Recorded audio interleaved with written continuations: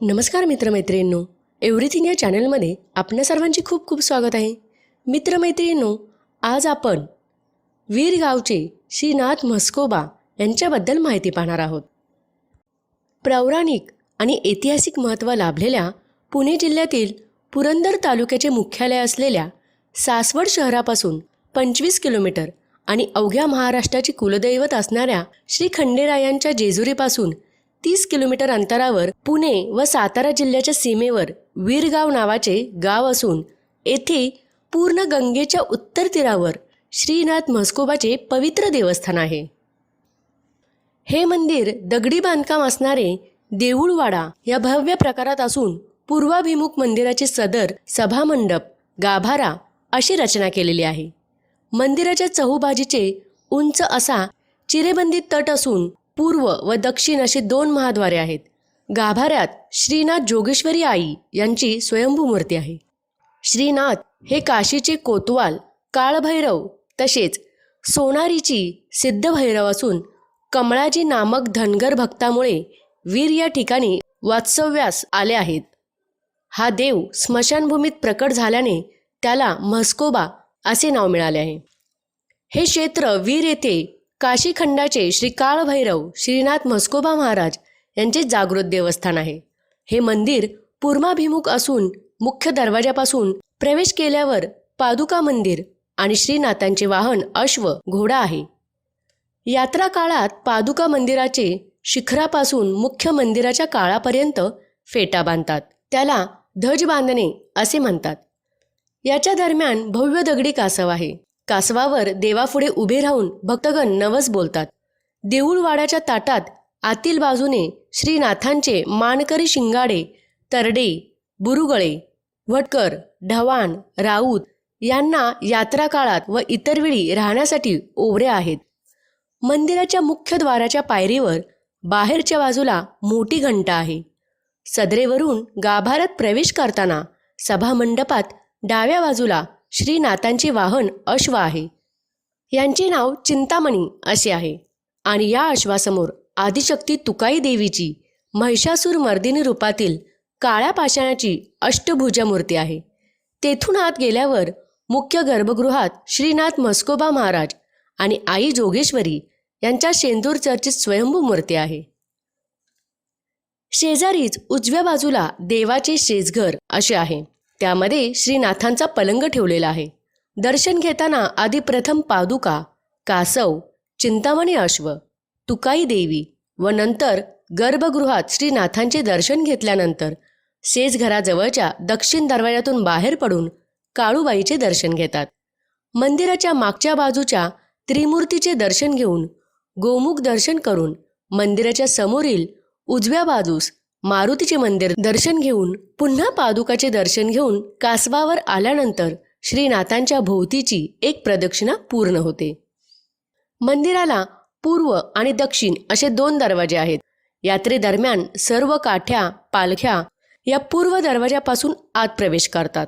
तसेच माघ शुद्ध पौर्णिमेला लग्नाच्या दिवशी सर्व सासन काठ्या पालख्या अंधार चिंच या पुरातनाच्या वृक्षाखाली जाण्यासाठी दक्षिण दरवाजातून जातात.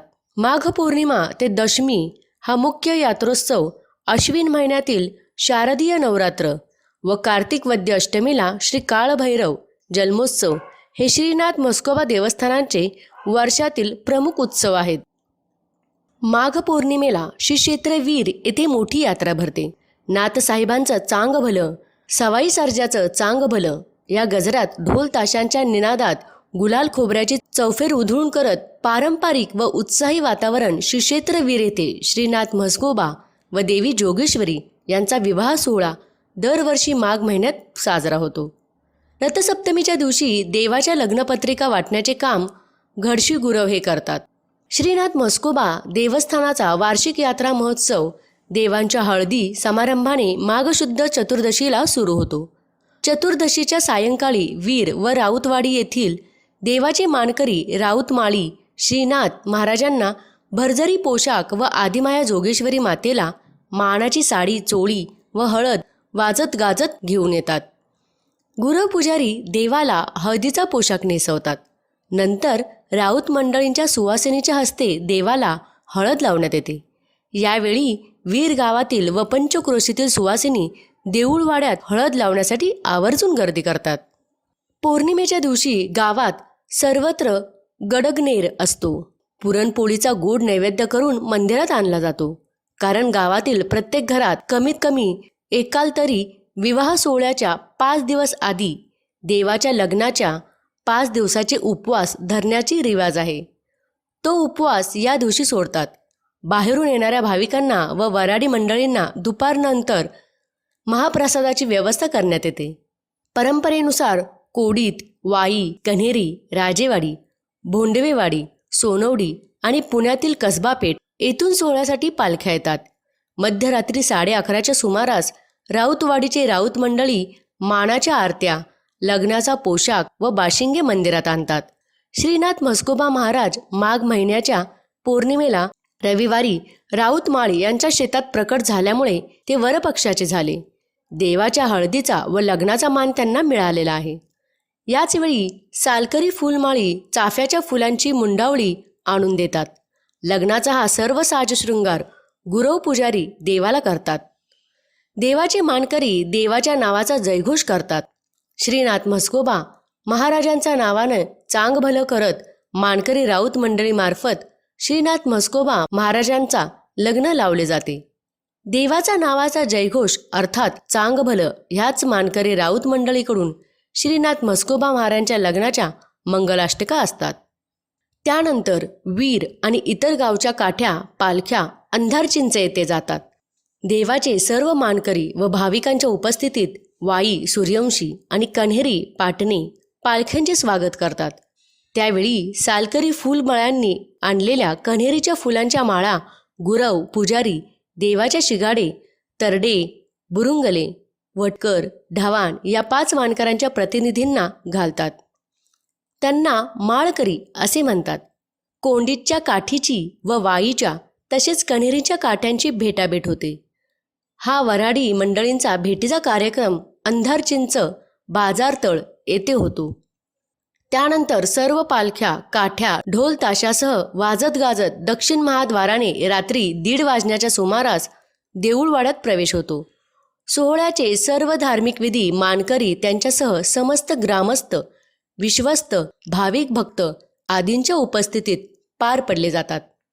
गुरव पुजारी देवाच्या मुख्य मूर्तींना व पालखीतील उत्सव मूर्तींना व पारंपरिक वस्त्रांनी सजवितात. ग्रामपुरोहिताकडून ग्रास्तोक्त मंत्रोच्चार होतात. रात्री 2 वाजण्याच्या सुमारास मंगलाष्टकांना सुरुवात होते.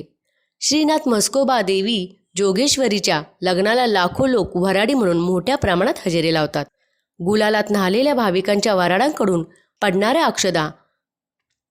अक्षदांवर पौर्णिमेचे टिपूर चांदणेयुक्त मांडव आणि पौर्णिमेच्या चंद्राच्या साक्षीने उत्साही वातावरण पहाटे 2च्या सुमारात श्रीक्षेत्र वीर येथे देवाच्या पारंपरिक लग्न सोहळा संपन्न होतो. हा लग्न सोहळा पाहण्यासाठी महाराष्ट्रातील कानाकोपऱ्यातून मोठ्या प्रमाणात भाविक येथे उपस्थित राहतात. यावेळी संपूर्ण वीर परिसर भक्तिरसात न्हावून निघतो. विवाह सोहळा पार पडल्यानंतर वरात निघते व वरातीतील सर्व सासनकाठ्या, पालख्या, मानकरी, लवाजम्यासह भक्त कमळाजी माळावर श्री कमळसिद्ध व त्यांच्या मुलाला भेटीला जातात.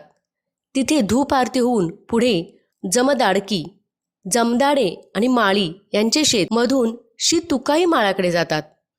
तेथील चौपाळ्यावर धूपारती होते. काठ्यांची भेटाभेट होते.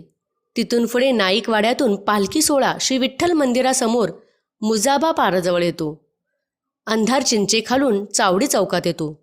गुरव आळीतून वरातीला सोहळा पूर्ण गंगेच्या दक्षिण तीरावर येतो. तेथे अजापुत्रांचा बळी दिला जातो. ढोल ताशांच्या गजरात रात्रभर ग्रामप्रदक्षिणा होते. पहाटे सर्व पालख्या मंदिरात दक्षिण महाद्वारातून प्रवेश करतात. मंदिराला एक प्रदक्षिणा होऊन छबिन्याची समाप्ती होते. दर्शनाचा लाभ घेऊन भल्या पहाटे सर्व पालख्या आपापल्या तळावर विसावतात. विवाह सोहळ्याच्या दुसऱ्या दिवशी सकाळी समस्त राऊत मंडळींच्या वतीने सर्व वऱ्हाडी मंडळींची भोजन व्यवस्था केली जाते. 10 दिवस चालणाऱ्या या यात्रेत रोज दुपारी व रात्री देऊळवाड्याचा छबिना भरतो. भाविक भक्त आबालबुद्ध बेभान होऊन नाचत असतात. वद्य पंचमीपासून श्रीनाथांचा संचार सुरू होऊन भाकणूक भविष्यवाणी सुरू होते. वार्षिक पीक, पाणी, रोगराई संबंधीची भविष्यवाणी सांगण्यात येते. तसेच या पंचमीपासून गजेजेवण घालणे हे सुरू होते. ज्याप्रमाणे देवीच्या नावाने सवाष्ण जेवायला बोलवतात, तसेच गजे जेवण म्हणजे श्रीनाथांच्या नावाने कमीत कमी 5 बाळगोपाल जेवू घालणे. नवमीच्या दिवशी देवांचा रुखवत परंपरेप्रमाणे धुमाळवाडकर यांच्या परिवारातर्फे गाजत वाजत आणला जातो. रात्रीचा छबिना मध्यरात्री सुरू होतो. त्यांची समाप्ती सूर्योदय झाल्यानंतर होते. त्याला जागरणाचा छबिना असे म्हणतात. दरम्यान पहाटेपासून वीर गावातील असंख्य भाविक हौसे नवसाचे दंडवत घालत मंदिरात येतात. यामध्ये माता भगिनींची संख्या जास्त असते. माघ वद्य दशमी या यात्रेत मुख्य दिवस मारामारी असतो. त्या दिवशी दुपारी 12:30 वाजता सर्व काठ्या, पालख्या, ढोल ताशासह देऊळवाड्यात येतात. शेकडो ढोल ताशा झांजाच्या निनादात गुलालात न्हावून निघालेल्या हजारो भाविक भक्तांचा जयघोष आणि पालखीपुढे नाचणाऱ्या भाविकांच्या उपस्थितीत दुपारी 2 वाजता मानाच्या जांभळ्या रंगाचे शिंपण समस्त जमदाडे यांच्यातर्फे आदिश्रीनाथ जोगेश्वरी यांच्या मूर्तीवर व नंतर भाविक भक्तांवर केले जाते. यालाच मारामारी म्हणतात. याचवेळी पूर्व सेवा करणाऱ्या सेवकरांना गुरव पुजारी रोजमारा वाटतात. याचवेळी पूर्व महाद्वाराच्या बाहेर डावीकडे असणारे श्रीनाथांचे बगाड गोलाकार फिरवले जाते. वीर गावातील मुळीक परिवाराला बगाड घेण्याची सेवा आहे. छबिना उतरल्यावर 12 दिवस सेवा करणाऱ्या सेवकऱ्यांना गुरव पुजारी रोजमारा वाटतात. रंगशिंपन झाल्यावर आजापुत्रांचा बळी दिला जातो. हीच गावची जत्रा. त्यानंतर दुसऱ्या दिवशी शिगाडे, तरडे, बुरुंगले, वटकर, ढवाण यांच्या नवसाच्या गादी पूजनाचा कार्यक्रम होतो. यावेळी गादीवर पावन झालेले नवस फेडले जातात. तसेच नवीन नवस बोलले जातात. यात्रेचा प्रसाद घेऊन या यात्रेला समारोप होतो. अशा प्रकारे 10 दिवस चालणारा हा यात्रा महोत्सव पारंपरिक पद्धतीने मोठ्या उत्साहामध्ये संपन्न होतो. या कालावधीत भाविकांना दर्शनाचा लाभ व्हावा यासाठी देऊळवाड्यात स्वयंसेवक यांच्या मार्फत रांगा लावल्या जातात. सवाई सर्जाचं चांग भलं या घोषात पूर्ण परिसर दुमदुमून जातो. माघ पौर्णिमेपासून दशमीपर्यंत 10 दिवस यात्रा चालते. महाराजांची काठी, पालखी व छबिना 10 दिवसापर्यंत चालतो. तसेच पंचमीपासून ते दशमीपर्यंत संपूर्ण वर्षाचे भविष्य भावणूक सांगितले जाते. महाशिवरात्रीच्या दिवशी गावातील तरुण मंडळी, पुजारी वर्ग, घडशी, गोसावी पहाटेपासून गुलाल खोबऱ्याने माखलेले मंदिर व देऊळवाडा पाण्याने धुवून काढतात. नंतर देवाची दही, दूध, तूप, मध आणि साखर या पंचामृताने पाखळणी पूजा करण्यात येते. माघ अमावस्येच्या दिवशी दुपारीनंतर श्रीनाथ जोगेश्वरींचा स्वयंभू मूर्तीवर चांदीचे मुखवटे लावून भरजरी पोशाख करतात. देवाचे सर्व सुवर्ण अलंकार दागदागिने घालतात. हे रूप खूपच मनमोहक दिसते. हे पाहण्यासाठी रात्री 10 वाजेपर्यंत देऊळवाड्यात भाविक गर्दी करतात. मुख्य यात्रा 10-12 दिवसच असली तरी माघ शके 14 ते माघ 30 अशी जवळपास 16 दिवस यात्रा चालणारे महाराष्ट्रातील एकमेव श्री क्षेत्र वीर देवस्थान आहे. दरवर्षी साधारण 10 लाखाच्या आसपास भाविक यात्रेत सामील होतात. सोमवती अमावस्या, सूर्यग्रहण, पर्वकाळ निमित्त पालखी सोहळा, श्रीनाथांचे मूळ देवस्थान घोडे उड्डाण येथे स्नानासाठी जातो. तेथे छबिना होतो. पालखी सोहळ्याच्या परतीच्या प्रवासात ग्रामप्रदक्षिणा होऊन देऊळवाड्यात समाप्ती होते. दर रविवारी रात्री 9:30 ते 11 वाजता देऊळवाड्यात छबिना निघतो. येथे प्रत्येक अमावस्या, पौर्णिमा तसेच रविवारी भंडारा म्हणजेच महाप्रसाद असतो. वीर गावाच्या दक्षिण सीमेवर नीरा नदीचा पवित्र परिसर आहे. तसेच त्यावर बांधलेले वीर धरण पाहण्यासारखे आहे.